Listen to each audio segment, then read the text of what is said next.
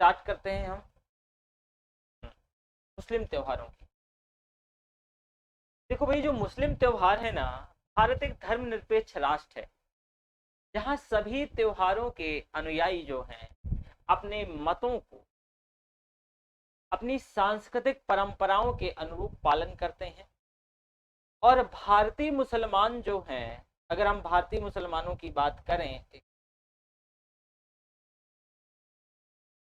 जो भारतीय मुसलमान हैं वो ईद उल फितर, ईद उल अजहा जिसको जुहा, या फिर मिलाद उन नबी, मुहर्रम, अपने पंथ के त्योहारों को बहुत उल्लास से मनाते रहे हैं। अब साथ ही कई सारे अन्य भारतीय त्योहारों के धर्मों के त्योहारों में भी बढ़ चढ़कर हिस्सा लेते हैं। मुस्लिम पर्वों के बारे में एक दिलचस्प बात यह है कि ये चंद्र कैलेंडर और हिजरी संवत पर आधारित होने के कारण मुस्लिम कैलेंडर के महीने मौसम के अनुरूप नहीं होते। इसीलिए मुस्लिम त्योहारों की जो तिथियां हैं वो निश्चित नहीं रहती हैं, यही वजह है। तो चलो पहला त्योहार हम ईद उल फितर की बात करते हैं। क्या है भाई ईद उल फितर? ये इस समय जो रमजान का पवित्र महीना चल रहा है, तो रमजान के पवित्र महीने की समाप्ति के बाद जब पहली बार चांद दिखाई देता है, चांद दिखाई पड़ता है, तब उसके अगले दिन जो है ईद उल फितर, या फिर आपने सुना होगा ईद, गले मिलते हैं, तो ईद का त्योहार मनाया जाता है। यह मुसलमानों का सबसे महत्वपूर्ण पर्व है और इसी को मीठी ईद भी आपने सुना होगा, जो है इसी को मीठी ईद भी कहते हैं। अब भाई जो रमजान में ही कहा जाता है कि रमजान माह में जो पैगंबर मोहम्मद हैं, तो इनको जिब्रील के माध्यम से अल्लाह का संदेश मिला था। और मुसलमान इस पूरे माह जो है रोजा रखते हैं और माह के अंतिम दिन चांद देखने के बाद अगले दिन ईद मनाते हैं। इस दिन लोग स्नान आदि के बाद जो है मस्जिद जाकर के नमाज अदा करते हैं और उससे पूर्व दान यानी जो फित्र देना जरूरी समझा जाता है।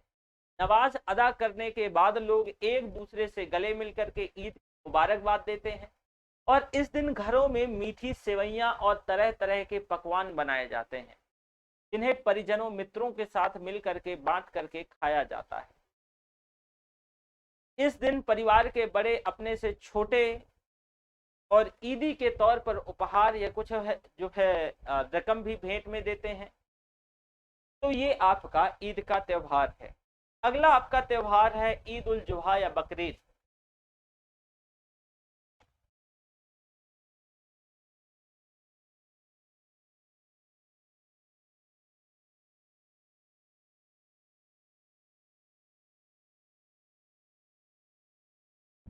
देखो, हज के माह की 10वीं तारीख को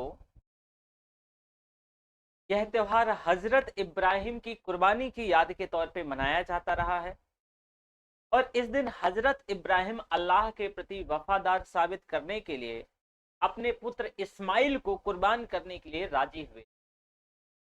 इस पर्व का जो है मुख्य लक्ष्य लोगों में जनसेवा और अल्लाह की सेवा के भाव को जगाना है। बकरीद के दिन जो मुसलमान हैं वो किसी जानवर जैसे कि बकरा हो गया, भेड़ हो गया, ऊंट हो गया, इनकी कुर्बानी देते हैं और आपको जो है वो प्रसाद के तौर पे आपने देखा होगा वो मिलता भी है बकरीद के दिन। जो भी आपके सगे संबंधी मतलब जो है अगर मुस्लिम यार दोस्त होंगे तो देते हैं। अगला हमारा त्योहार होता है मिलाद उन नबी।